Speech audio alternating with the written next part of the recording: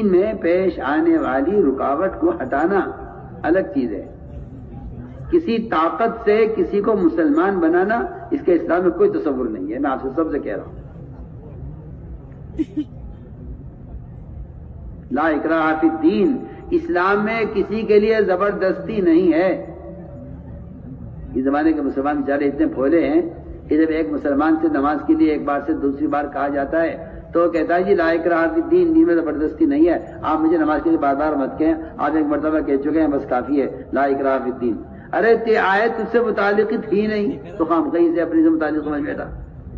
یہ آیت تو کفار سے متعلق ہے کہ دین میں زبردستی نہیں ہے. اسلام میں کسی مذہب کے لیے زبردستی نہیں ہے. اسلام بادشاہ مذہب ہے، جس کو قبول کرنا ہے آئے اور اپنی آخرت کے نجات کا انتظام کرے. سیدھی سیدھی بات ہے. اسلام کوئی فقیر ہے کہ جسے انسانوں کی ضرورت ہے یا مسلمانوں کی ضرورت ہے؟ بالکل نہیں. اسلام بادشاہ مذہب ہے. من شاء فلیؤمن ومن شاء فلیکفر. تمہارا دل چاہے اسلام قبول کرو، نہیں دل چاہتا مت کرو، رہو اپنے دین پر. سیدھی سیدھی بات ہے. آپ سے کس نے کہہ دیا کہ اسلام تلوار اسلام میں لانے کے لیے؟ بالکل نہیں. آپ صلی اللہ علیہ وسلم پر ایک مشرک نے تلوار سونت لی، آپ سوئے ہوئے تھے، تلوار اس کے ہاتھ میں تھی. آپ اٹھے، تلوار اس کے ہاتھ میں تھی. اس نے کہا کون بچائے گا؟ میں اللہ بچائیں گے. اس کے ہاتھ سے تلوار گری، آپ نے اٹھائی، فرمایا تمہیں کون بچائے گا؟ اس نے کہا میرے ساتھ اچھا معاملہ کیجیے. آپ نے یہ نہیں کہا اسلام لے آؤ تمہیں تلوار ہے، نہیں. آپ نے یہ نہیں کہا تم نے میرے قتل کے ارادے کیا میں تمہیں قتل کروں گا، نہیں. آپ نے پوچھا یہ دین میں رغبت ہے ہمارے کہ نہیں؟ میں اس دین کو نہیں چاہتا. فرمایا رہو اپنے دین پہ، جاؤ چھٹی تمہاری. رہو اپنے دین پر، آرام سے رہو، کیا بات ہے؟ تم بھی آرام سے رہو، ہم بھی آرام سے رہنے میں کیا بات ہے؟ سیدھی سیدھی بات ہے. اسلام تو امن و سلامتی کا پیغام ہے. مارنے مرنے لڑنے جھگڑنے کا تو کام ہی نہیں ہے اسلام کا. اسلام کے لیے نہیں ہے تو میرا آپ کے لیے کیا ہوگا لڑنا؟ اسلام کے لیے لڑنا نہیں ہے. اسلام کے لیے لڑو، بالکل بھی نہیں.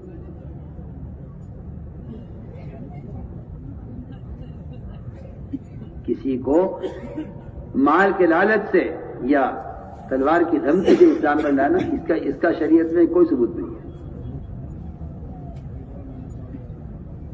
احسان، اکرام، اخلاق یہ تو انسانیت کا ایک انسانیت کا تقاضا ہے، ورنہ جانور ہے آپ. اگر آپ کسی کا نقصان کر لیں، کسی کو ٹکر مار دیں، کسی کا مال کھا لیں، کسی کے نقصان کر دیں تو آپ جانور ہیں. تو وہاں معاملہ یہ نہیں تھا کہ آنے والے کے ساتھ کیا کرنا ہے. آنے والے آ رہا ہے دیکھو کیا کرنا ہے اس کے ساتھ، آستین چڑھا کر تیار ہو جائے، نہیں. فرمایا دونوں آدمی آئے ہیں اور ہمیں گرفتار کرنے کے لیے آئے ہیں. ان دونوں کو آرام کراؤ، تھکے ہوئے آئے ہیں سفر کر کے. بتائیے تو صحیح آپ، ان آرام کراؤ دونوں کو اور صبح ہمارے سامنے پیش کرنا. رات کو دونوں کو آرام کرایا، صحابہ کے حوالے کیا، صبح کا سامنے پیش کیا گیا. فرمایا کیسے آنا ہوا؟ کہ جی ہمیں تو کسرا نے، بڑے بادشاہ نے حکم دے کر بھیجا ہے، آپ کو لے جانے کے لیے آئے ہیں. آپ نے فرمایا رات میرے آقا اللہ نے تمہارے آقا کسرا کو قتل کر دیا ہے، تم مجھے لے جا کر کیا کرو گے؟ جی آپ کیا بات کر رہے ہیں؟ آپ 15 دن 20 دن شاید مہینے کی مسافت سے ہم آ رہے ہیں اور آپ کہہ رہے ہیں اسی رات میں میرے آقا نے تمہارے آقا کو قتل کر دیا. آپ کیا کہہ رہے ہیں؟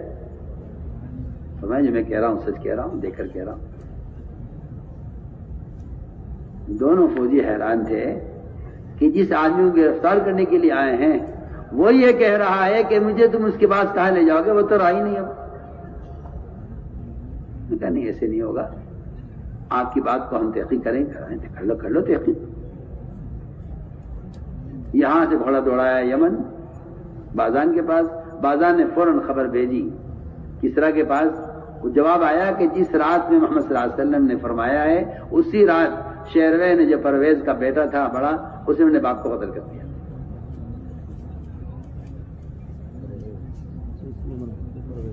یہ تو ہو گیا. ان دونوں کیا ہوا؟ ان دونوں کا آپ نے دعوت دی.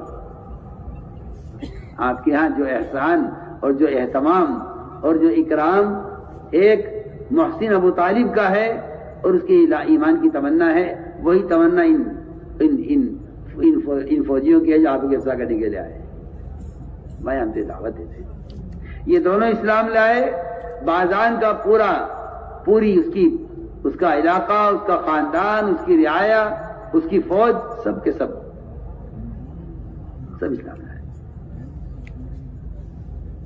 تو میں نے عرض کیا کہ جس رعب سے اللہ تعالیٰ نے محمد صلی اللہ علیہ وسلم کی مدد کی تھی، وہ رعب قیامت تک کے لیے دو چیزوں میں رکھا گیا ہے مسلمان کے لیے. ایک مسلمان کے اپنی ذات سے اتباع سنت میں، اور دوسرے دعوت اللہ میں. ان دو چیزوں کے اندر اللہ نے وہ رعب قیامت تک رکھا ہے جس رعب سے اللہ نے محمد صلی اللہ علیہ وسلم کی مدد کی ہے. مگر مسلمان نے غیروں کی شکلیں بنا کر اپنے رعب کو برباد کیا ہے اور دعوت اللہ کو چھوڑ کر اللہ کی غیبی نصروں کے دروازے کو بند کیا ہے. یہ دو غلطیاں مسلمان سے ہوئی، ایک اتباع سنت کو چھوڑ کر اور دوسری دعوت اللہ کو چھوڑ کر. تو میں نے عرض کیا کہ بات بنیادی یہ تھی، اگر آپ غور کریں سیرت میں تو بڑی بڑی نصرتیں غیبی وہ اس دعوت کی نقل و حرکت پر نازل ہوئی.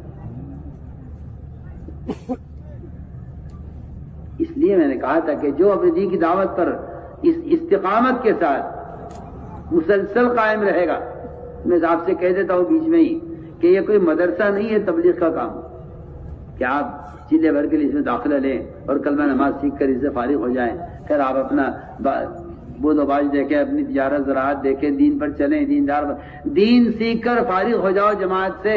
یہ کوئی مدرسہ نہیں ہے وقتی. صاحب آپ سے کہہ رہا ہوں،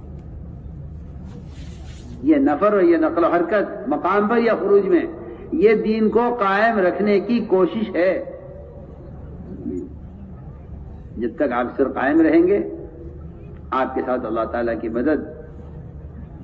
اور سچی بات یہ ہے کہ اس دعوت کی محنت کے تسلسل سے آپ کے پاس دفاعی قوت باقی رہے گی، کیونکہ جب تک ایک آدمی اپنے دین کا داعی بنا رہتا ہے اس وقت تک وہ باطل کا مدعو نہیں ہوتا. ہم اس لیے عرض کرنا چاہتے ہیں کہ کوئی وقت لگانا کوئی وقتی چیز نہیں ہے. دفاعی مسلمان کے پاس سب سے پہلی دفاعی طاقت جو ہے وہ دعوت ہے. کہ اپنے دین کا داعی ہوتا ہے وہ باطل کی دعوت کو قبول نہیں کرتا. عبداللہ بن حذافہ رضی اللہ عنہ نے ناک سے چبوا دیے، جی ہاں، پیشانی رگڑ کر رہ گیا. روم کا بادشاہ ان کو ان کے دین سے ہٹا نہیں سکا. لیکن باطل کے پاس دو ہی چیزیں ہیں، یا خوف ہے یا باطل کے پاس لالچ ہے مسلمان کو دینے کے لیے. یا تو مال لے کر ادھر آ جاؤ، اور اگر تم مال سے نہیں آتے ہو تو پھر تمہاری جان لیں گے، تم جان بچانے کے لیے ہمارا دین قبول کرو گے. آج مسلمان میں جتنا ارتداد آسان ہے، میں کہتا ہوں صرف دعوت کو چھوڑنے کی وجہ سے ارتداد ہے. ہم ہر فرد کو داعی بنانا چاہتے ہیں اس لیے تاکہ اس سے یہ اپنے دین پر قائم رہیں. اس لیے کہ اللہ نے صاف کہہ دیا قرآن میں، ان تنصروا اللہ ینصرکم ویثبت اقدامکم، کہ تمہارے قدموں کے اپنے دین پر جمنے کے لیے جو شرط ہے وہ دعوت ہے. میں قرآن کی آیت کا ترجمہ کر رہا ہوں. اس لیے کہ دین کی نصرت اس کو نہیں کہتے کہ آپ یتیم خانہ تعمیر کرا دیں، یا آپ مسجد بنا دیں، یا آپ کسی خیر کے کام میں کچھ مال خرچ کر دیں. نہیں، میری بات آپ یاد رکھیے گا، یہ جتنے بھی اخراجات کی شکلیں ہیں یہ مسلمان کی امداد ہے، مسلمان کی مدد ہے، اسلام کی مدد نہیں ہے. اسلام کی مدد یہ نہیں ہے، یہ مسلمان کی مدد ہے. جتنے رفائی کام ہیں، ننگوں کو کپڑے پہنانا، بھوکو کھانے کھلانا، یتیم خانے تعمیر کرانا، فری کا اسپتال بنانا، فری کی دوائیں تقسیم کرنا، سردیوں میں کمبل تقسیم کرنا، گرمی میں ٹھنڈے پانی کی پیاؤ لگانا، جتنے بھی خیر کے کام ہو سکتے ہیں اس کے لیے اسلام شرط نہیں ہے. غیر مسلم بھی کر سکتے ہیں، کرتے ہیں، کر رہے ہیں. آپ یہ سوچ کر مطمئن ہیں کہ میں اتنا اتنا مال خرچ کرتا ہوں خیر کے کاموں میں. میں آپ سے کہنا چاہتا ہوں عاص بن وائل مشرک سارے مینا کے حاجیوں کا کھانا اکیلا بناتا تھا, پورے سال تجارت کر کے کماتا تھا حاجیوں پر خرچ کرنے کے لیے. آپ بتائیے اس سے بڑا سخی اور اس سے بڑا رفائی کاموں میں حصہ لینے والا آپ کسی کو سمجھیں گے؟ اس زمانے کا مسلمان تو حاجی سے کما رہا ہے, اور میں تمہیں عمرہ کرا دوں, اور میں تمہیں حج کرا دوں, یا مہنگے سے مہنگا, تاکہ کسی طرح عبادت سے میں کماؤں. یہ تو آج کے حج اور عمرے کو اپنی کمائی کا ذریعہ سمجھے ہوئے ہیں مسلمان. اور وہاں ایک مشرک عاص بن وائل پورے سال تجارت کرتا تھا کہ حاجیوں کو کھلانا میری سعادت ہے, کوئی حاجی مینا میں چورا نہیں جلائے گا, اس کا اعلان ہوتا تھا. سوچیے آپ, غور کیجیے آپ, شرم آنی چاہیے ہمیں. اللہ نے کیا فرمایا؟ تمہارا حاجیوں کو کھلانا اور تمہارا آنے والے قافلوں کے لیے کھانے پینے کا انتظام کرنا, اور تمہارے بیت اللہ کی آباد کاری, اس کی صفائی ستھرائی, اس کی تعمیر, یہ سارے کام کرنا اس آدمی کے برابر نہیں ہو سکتا جو اللہ پر ایمان لائے, آخرت کا یقین کرے اور دین کی محنت کرے. وجاہد فی سبیل اللہ لا یستوون عند اللہ. پڑھیے آپ قرآن. اللہ فرما رہے نا, بیت اللہ کا متولی ہونا اس سے بڑی بات ہے اللہ کے دین کی محنت کر کے اللہ کے بندوں کو اللہ سے جوڑنا. سیدھی سیدھی بات ہے. لا یستوون عند اللہ, یہ اللہ کے دونوں برابر نہیں ہو سکتے. چلیے آپ کہہ سکتے ہیں کہ وہ مشرک ہے. میں کہتا ہوں ایک صحابی نے سوال کیا کہ مدینہ منورہ میں رہ کر 6000 سونے کی اشرفیاں خیر کے کام میں خرچ کرنا چاہتا ہوں. آپ نے فرمایا کہ اس نے سوال یہ کیا تھا کہ کیا یہ میرے اللہ کے راستے میں نکلنے کا بدل ہو جائیں گے؟ فرمایا کہ جو اللہ کے راستے میں نکل کر سو رہا ہے وہ تجھ سے افضل ہے. کیوں؟ کیونکہ میرے دوستو عزیزو, مال خرچ کرنا مسلمان کی ضرورت ہے, اور اقامت دین مسلمان کی اخروی ضرورت ہے, اور مال خرچ کر کے ضرورت پوری کر دینا مسلمان کی دنیاوی ضرورت ہے.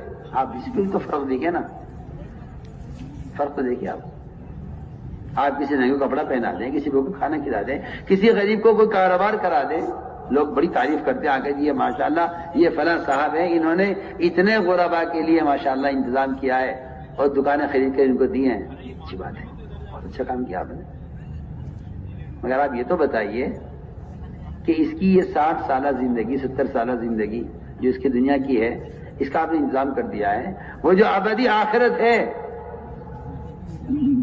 جہاں ایک نماز کے ضائع کرنے پر ایک حقوق جہنم میں جلے گا, اس کے لیے آپ نے کیا کیا؟ کیونکہ یہ اس کا اپنے ذاتی معاملہ ہے, اس سے مجھے کوئی مطلب نہیں. سوچیے تو صحیح آپ کسی آدمی کے 2 دن کے کھانے کا انتظام کر دیں اور ایک سال تک وہ بھوکا پڑا رہے, تو بتائیے آپ کا 2 دن کا کھانے کا انتظام کرنے کیا کمال ہے؟ یہ سوال کر رہا ہوں. دنیا میں آپ زندگی بھر کے لیے کسی کھانے کا انتظام کر دیں, میں کہتا ہوں اللہ کی قسم ایک وقت کے روزی کا مقابلہ نہیں ہے آخرت کے مقابلے میں.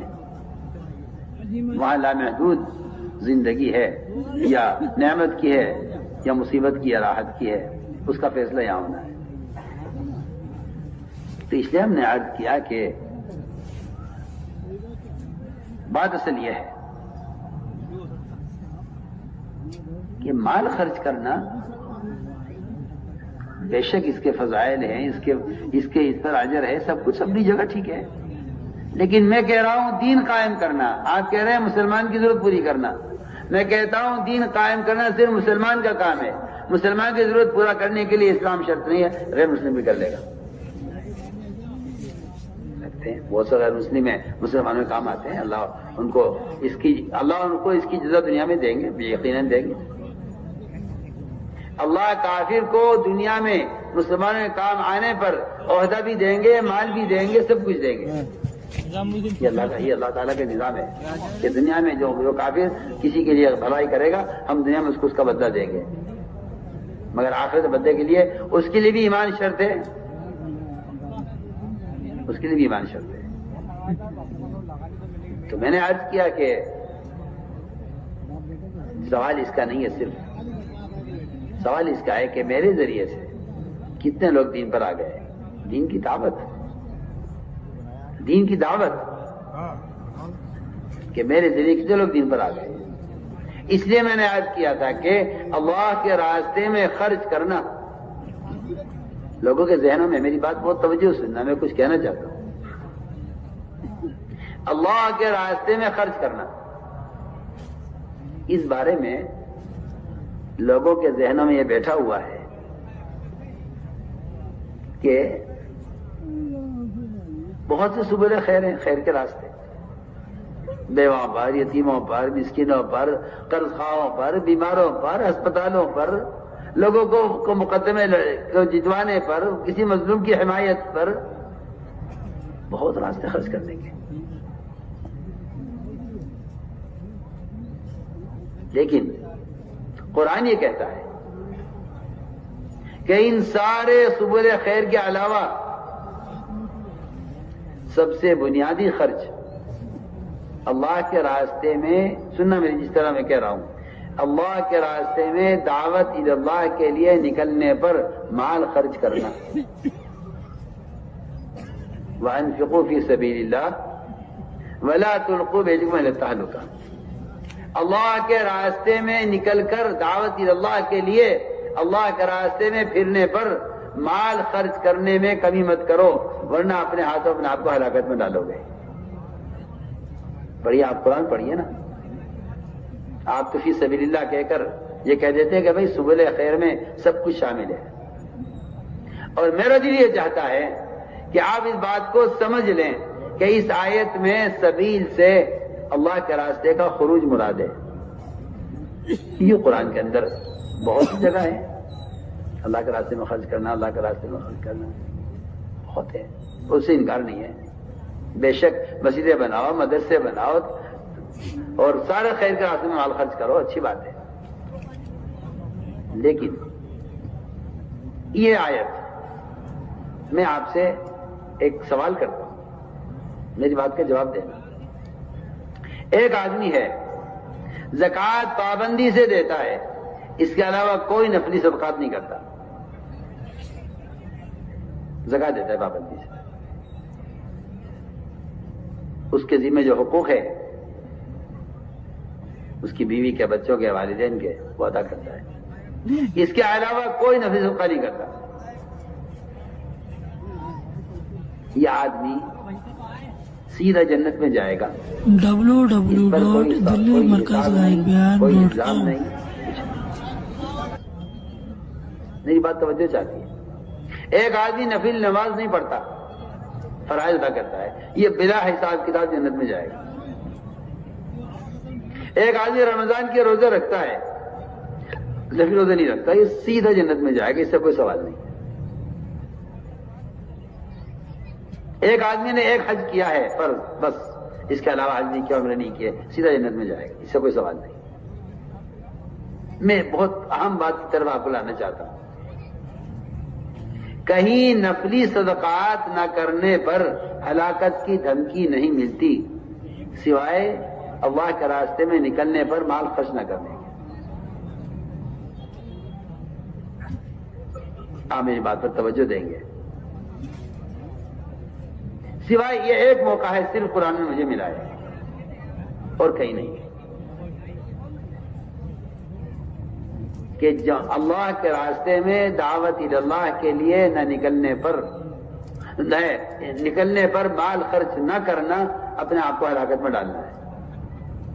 ورنہ اگر ہلاکت کی کہیں دھمکی ہے مال خرچ نہ کرنے پر تو وہ زکوٰۃ کے لیے تو ہے. آپ زکوٰۃ نہیں دیں گے تو پھر یہ مال آپ کے لیے قیامت میں تباہ کر آپ کے مال کا آپ کو داغ لگایا جائے گا. یہ سب وعیدیں ہیں، بہت ہیں. لیکن اگر ہلاکت کی دھمکی قرآن میں ہے تو وہ صرف دعوت اللہ کے لیے اللہ کے راستے میں نکلنے پر مال خرچ نہ کرنے پر ہے. اور یہ بھی آپ سب کے ذہن میں رہے کہ اس سے اللہ کے راستے کا خروج مراد ہے. اس کا مطلب یہ نہیں ہے کہ آپ بیواں پر، یتیموں پر، مسکینوں پر مال خرچ نہیں کریں گے تو اپنے آپ کو ہلاکت میں ڈالیں گے، یہ نہیں ہے. اس آیت میں وَأَنفِقُوا فِي سَبِيلِ اللَّهِ وَلَا تُلْقُوا بِأَيْدِيكُمْ إِلَى التَّهْلُكَةِ، اس آیت سے اللہ کے راستے میں خرچ کرنا ہی مراد ہے، نکل کر اللہ کے راستے میں نکل کر.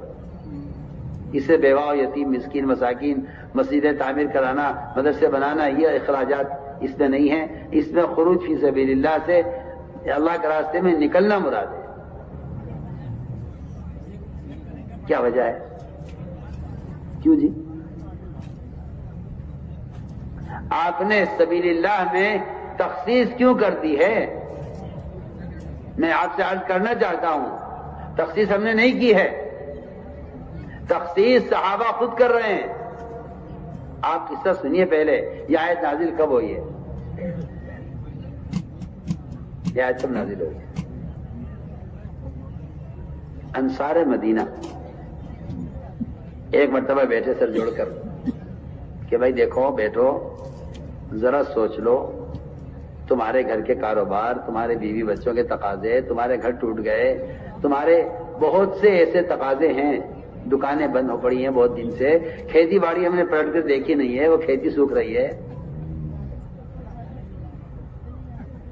اب تک ہم نے، یہ میں انصار کی باتیں آج سے نقل کر رہا ہوں، اب تک ہم نے دین کو قائم کرنے کے لیے ہر تقاضے پر مدینہ کو چھوڑا ہے، کاروبار کو چھوڑا، ابھی بچوں کو چھوڑا، ہم پھرتے رہے آپ کے ساتھ تقاضوں پر. اب الحمدللہ اتنے دن محنت کر کے مسلمان کافی ہو گئے، اسلام کو قوت حاصل ہو گئی ہے. پہلے اسلام کمزور تھا، اب الحمدللہ اتنا ہم پھر چکے ہیں کہ جس سے مسلمان خوب ہو گئے ہیں اور اسلام کو قوت حاصل ہو گئی ہے. سنیے دھیان سے بات. اب کیونکہ کچھ گھریلو تقاضے دیکھنے ہیں اس لیے مقامی کام کے ساتھ کچھ عرصہ مدینے میں رہیں گے. پورا قصہ پڑھیے صحابہ کا، اس میں کہیں ذکر نہیں ہے اس کا کہ ہم پیسے خرچ نہیں کریں گے بیواؤں پر، یتیموں پر، مسکینوں پر، یا نعوذ باللہ یہ بھی نہیں کہ زکات نہیں دیں گے. ان کا مشورہ یہ ہوا تھا کہ کچھ عرصہ مدینے میں رہ کر اپنے کاروبار دیکھیں گے، اپنی ضروریات دیکھیں گے، مقامی کام کے ساتھ کچھ عرصے باہر نہیں نکلیں گے. ادھر یہ مشورہ ہوا، ادھر آیت نازل ہوئی قرآن کی. یہ آیت ہے وَانفِقُوا فِي سَبِيلِ اللَّهِ وَلَا تُلْقُوا بِأَيْدِيكُمْ إِلَى التَّهْلُكَةِ، اپنے ہاتھوں اپنے آپ کو ہلاکت میں مت ڈالو، اللہ کے راستے میں نکلنے پر مال خرچ کرو. ادھر انہوں نے کہا تھا نکلیں گے نہیں، ادھر حکم آیا انفقوا. ٹھیک ہے تو صحیح، یہ نہیں فرمایا کہ نکلو، فرمایا انفقوا کہ جو مال تم بچا کر رکھ رہے ہو، جو مال تم بچا کر رکھ رہے ہو اپنے کاروبار کے لیے یا گھر کی مرمت کے لیے یا گھر کی شادی کے لیے، اس مال کو لے کر اللہ کے راستے میں نکل جاؤ. چنانچہ صبح کو آپ نے بلایا انصار کو.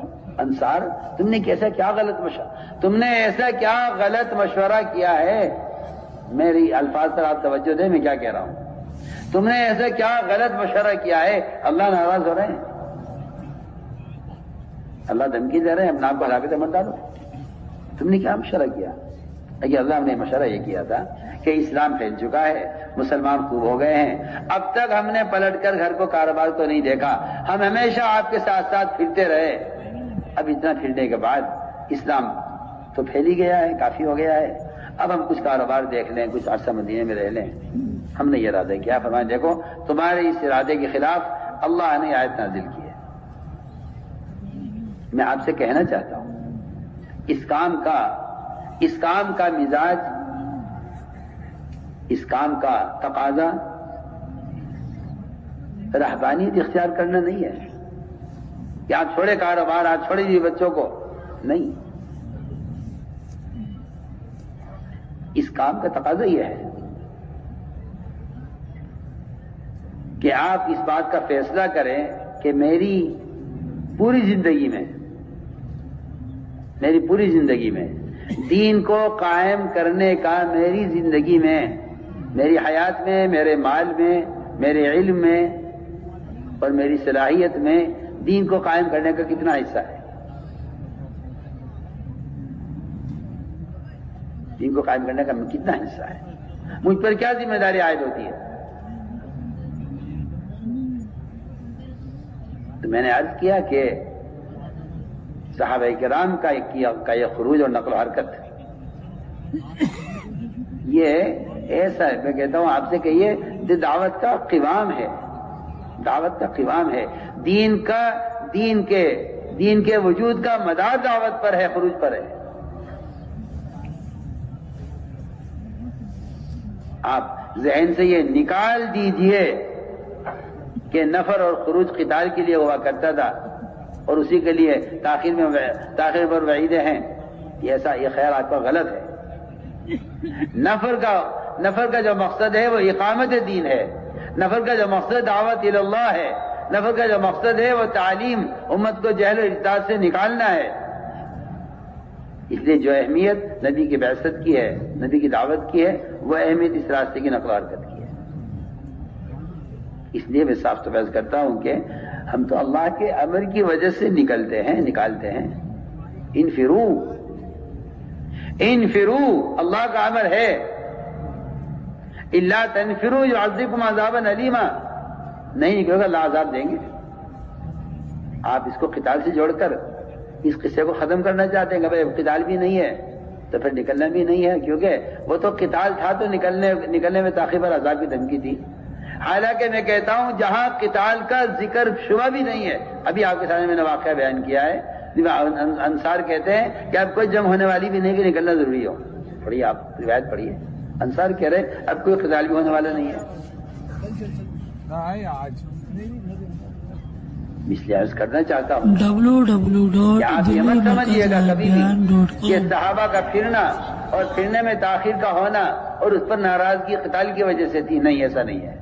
بے شک جہاد قتال ایک فرض ہے، اس کا جب اس کا وقت آئے گا، جب وہ ہوگا، میں اس سے انکار نہیں کرتا، لیکن میں آج یہ کرنا ہی چاہتا ہوں کہ نفر قتال پر موقوف نہیں ہے، اور اس پر جو وعیدیں ہیں وہ قتال کی وجہ سے نہیں ہے۔ نفر میں تاخیر پر جو وعیدیں ہیں، حضرت حیات الصحابہ میں باب قائم کیا ہے، التحدید علی من اخر خروج فی سبیل اللہ، ڈانٹ ڈپٹ اللہ تعالی کی طرف سے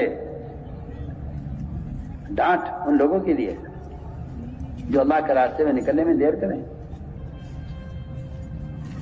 آپ دیکھیے آج کسی مسلمان کو اس کا احساس بھی ہے کہ اگر میں دعوت لا کے لیے نہیں نکلوں گا تو اللہ مجھے عذاب دیں گے، کسی کا تصور اس کا آج اس بات کا انکار کرنے والے تو ملیں گے آپ کو، لیکن اس بات کی کہنے والے نہیں ملیں گے۔ پڑھیے آپ قرآن پڑھیے نا، کیوں نہیں قرآن پڑھتے آپ؟ قرآن میں ہے الا تنفروا يعذبكم عذابا الیما، نہیں نکلو گے تم دعوت اللہ کے لیے تو اللہ تعالیٰ تمہیں ہٹا کے دوسروں کو لائیں گے اور تمہیں عذاب دیں گے۔ پڑھیے آپ قرآن، مولانا الیاس صاحب کا ملفوظ ہے، چھپا ہوا ہے، اگر اس راستے میں نکلنے میں کوتاہی کرو گے تو اللہ کے عذاب کو واجب کر لو گے۔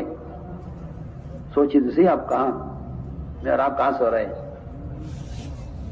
آپ کہتے ہیں ایک مستحب کام ہے، کر لو، ٹھیک ہے، نہ کرو کوئی بات نہیں۔ آپ سوچئے نا میں کیا کہہ رہا ہوں، آپ پڑھیے نا قرآن، الا تنفروا يعذبكم عذابا الیما، نہیں نکلو گے اللہ عذاب دیں گے، اب دردناک عذاب دیں گے۔ وَيَسْتَبْدِلْ قَوْمًا غَيْرَكُمْ، اور اگر تم دعوت کا کام نہیں کرو گے تو اللہ تمہیں ہٹا کر دوسروں کو لائیں گے۔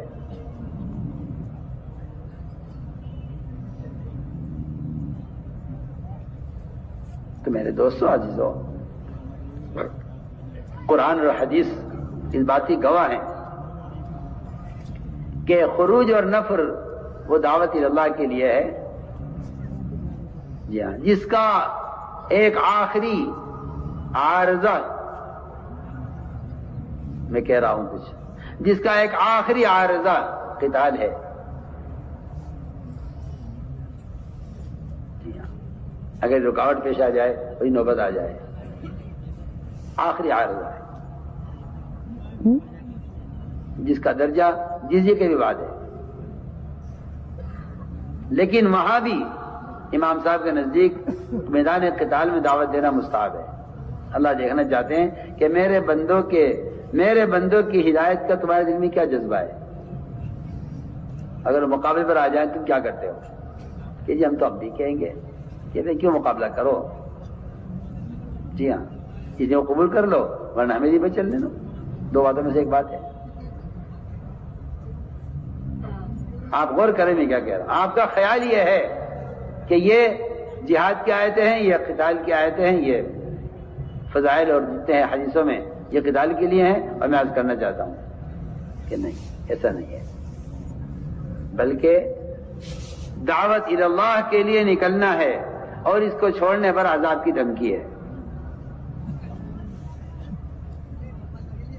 دعوت الی اللہ کے لیے نکلنے کا حکم ہے اور اس میں تاخیر کرنے پر عذاب کی دھمکی ہے۔ قرآن پڑھیے آپ۔ تو میں نے عرض کیا کہ ایک حدیث آپ کو سناتا ہوں تاکہ آپ کو اندازہ ہو کہ دین کا پیغام اور دین کی دعوت کی ذمہ داری نہ ٹالی جا سکتی ہے نہ دوسرے پر ڈالی جا سکتی ہے۔ میری بات یاد رکھنا، نہ ٹالی جا سکتی ہے نہ دوسرے پر ڈالی جا سکتی ہے۔ میری بات بہت توجہ سننا۔ دعوت کی ذمہ داری عبادت کی طرح ہے، عبادت کی طرح، نماز کی طرح، نہ ٹال سکتے ہیں کہ وقت گزر جائے گا قضا ہو جائے گی، نہ دوسرے پر ڈال سکتے ہیں کہ جی میں تو بیمار ہوں آپ ذرا 2 رکعت پڑھ لو میری طرف سے جا کے، ہو ہی نہیں سکتا۔ نماز تو آپ کو پڑھنی پڑے گی، ٹال بھی نہیں سکتے، دوسرے پر ڈال بھی نہیں سکتے۔ اس بات کو سمجھانے کے لیے میں آپ کو ایک حدیث سنانا چاہتا ہوں۔ ترمذی شریف کی روایت ہے، آپ نے فرمایا اپنے صحابہ سے، اور اس لیے فرمائی یہ بات صحابہ سے تاکہ آپ کی امت میں دین کی دعوت کے لیے نکلنے میں تاخیر یا نکلنے میں دیر کرنے کا مزاج نہ بنے، بلکہ آپ کی امت میں دین کی محنت کے لیے نکلنے کا تقاضا ہو۔ اس لیے آپ نے صحابہ کو حدیث سنائی ہے۔ آپ نے فرمایا صحابہ کرام سے کہ اللہ تعالی نے یحییٰ علیہ السلام کو حکم دیا کہ بنی اسرائیل کو بیت المقدس میں جمع کریں، اور یحییٰ علیہ السلام کو فرمایا کہ تم انہیں 5 باتیں وہاں پہنچاؤ۔ آپ اندازہ کر لیجیے، پہلا حکم تو یہ ہے کہ مسجد میں جمع کریں، دوسرا حکم یہ کہ آپ جمع کریں، یہ نہیں کہ آپ پمفلیٹ چھاپ کر تقسیم کرا دیں کہ جی فلاں جگہ جلسہ ہوگا آپ بھی آ جائیے، نہیں۔ دین کی دعوت کے لیے لوگوں کو خود جا کر بلا کر لانا، مسجد میں لوگوں کو خود جا کر جمع کرنا۔ میں کچھ کہہ رہا ہوں، اس کام کا سارا طریقہ کار ایسا ہے کہ جو رواج کے خلاف اور سنت کا تقاضا کرتا ہے۔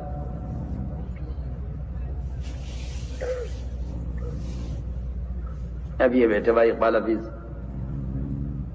یہ آ جائیں گے وہاں نظام الدین کہ جی وہ اگلے جیسے کی تاریخ بتا دیں۔ میں تو صاف بحث کرتا ہوں کہ یہ تبلیغی اجتماعات کیلنڈر سے نہیں ہوتے، یہ تو میدانوں میں جان کھپانے سے اجتماع کامیاب ہوتا ہے، کیلنڈر سے کچھ نہیں ہوتا۔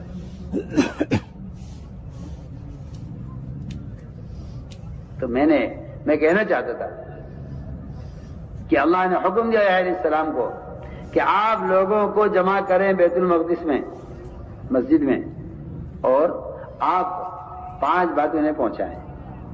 وہ 5 باتیں یہ تھیں، اللہ کے ساتھ کسی کو شریک نہ کریں، نماز قائم کریں، رمضان کے روزے رکھیں، زکوٰۃ ادا کریں، اللہ کا ذکر کریں۔ یہ 5 باتیں۔ ان 5 باتوں کو پہنچانے کے لیے مسجد میں جمع کر کے بنی اسرائیل کو یا السلام کو حکم دیا آپ کو پہنچانی ہے۔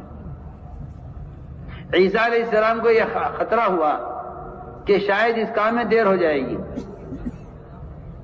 شاید اس کام میں دیر ہو جائے گی، انہیں صرف اس کا اندیشہ ہوا۔ تو عیسیٰ علیہ السلام نے علیہ السلام سے کہا کہ اے یحییٰ، اگر آپ نہیں جا رہے ہیں اس کام کو کرنے کے لیے تو اجازت دیجیے میں جاتا ہوں۔ عیسیٰ علیہ السلام نے کہا علیہ السلام سے اگر آپ نہیں جا رہے تو میں جاتا ہوں. یہ باتیں صرف پہنچانے کے لیے مسجد میں.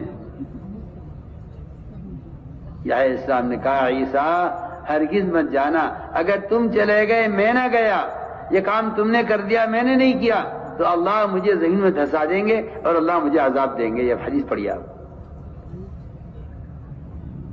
نہ یہاں قتال کا ذکر ہے، نہ یہاں کفار سے مقابلہ ہے، کچھ نہیں ہے.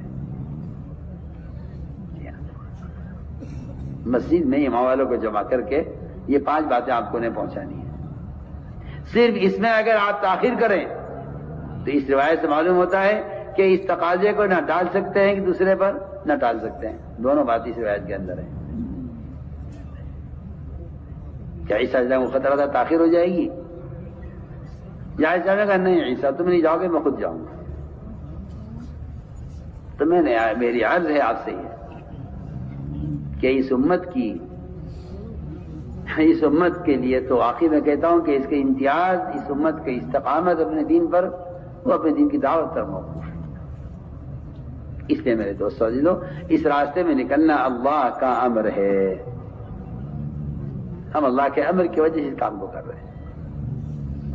اس لیے ہر سال 4 مہینے، ماہانہ 10 دن اور روزانہ 8 گھنٹے اس ترتیب پر قائم رہنا ہی ہمارے دین کا تحفظ اس میں ہو سکتا ہے، ورنہ دین جگہ سے نکل رہا ہے.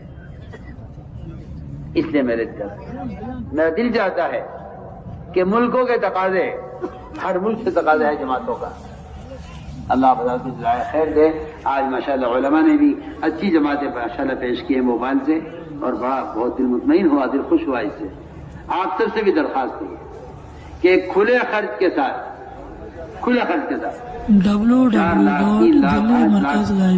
میں تو حیران ہوں، ایک شادی میں صرف مہر 5 لاکھ ہو سکتا ہے.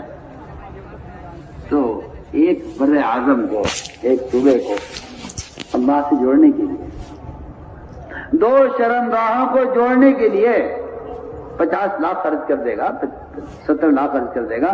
اگر پڑوسی نے 72 لاکھ خرچ کیا، میں 1 کروڑ خرچ کر کے دکھاؤں گا صرف 2 شرمگاہوں کو جوڑنے میں، جس کو شادی کہتے ہیں. میں آپ سے بے تکلف بات کر رہا ہوں، آپ فیصلہ تو کیجیے. آپ سوچیے تو صحیح، آپ نے اللہ کے بندوں کو اللہ سے جوڑنے کے لیے کیا خرچ کیا، جبکہ یہ بات ثابت ہے کہ صحابہ اکرام کا مال جتنا دعوت اللہ پر خرچ ہوا ہے کسی وقت پر خرچ نہیں ہوا. کہ کوئی ثابت نہیں کر سکتا، نہ مکان پر، نہ کھانے پر، نہ پہننے پر، نہ شادیوں پر، کہیں صحابہ کا مال خرچ نہیں ہوا جتنا مال اس راستے کی نقل و حرکت پر خرچ ہوا ہے. اس کے لیے ہمت اور حوصلے سے کھلے خرچ کے ساتھ اپنے آپ کو پیش کریں. جماعتیں بنی ہوئی ہیں، جماعتیں فرمائیں، افراد ہیں وہ افراد اپنے آپ کو پیش کریں. 4 لاکھ 5 لاکھ 3 لاکھ 2 لاکھ سے نیچے کی بات میں کروں گا نہیں. وہ آپ 1 لاکھ کی جماعت خود پیش کریں گے، دیکھی جائے گی، ورنہ 2 لاکھ سے کم کا میرا مطالبہ نہیں. ماشاء اللہ 6 لاکھ خرچ سے مکمل جماعت